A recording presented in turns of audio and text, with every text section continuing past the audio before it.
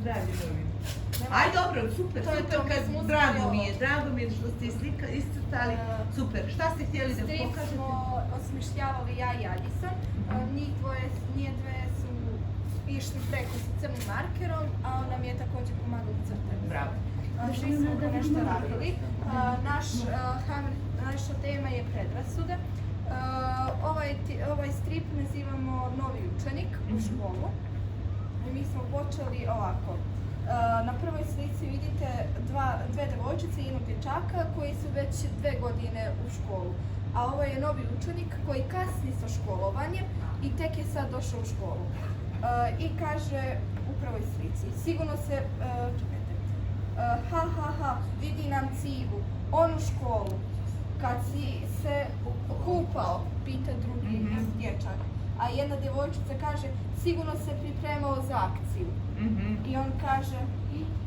U redu je, Ibrahime, imaj strpljenje. On je sam sebi, znaš šta? On je sam sebi rekao, u redu je, Ibrahime, imaj strpljenje. Dobro. Zašto si došao, pita njega.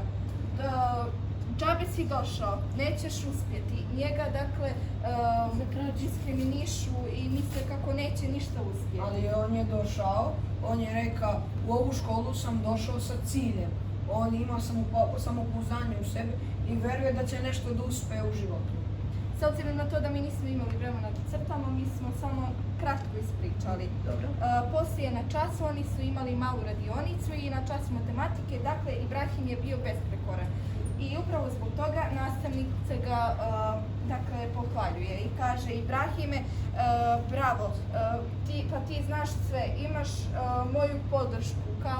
Dakle, nastavnice su tu za podršku i moram to pomenuti posebno u našoj školi. Svi radnici, ne samo nastavnici, već svi.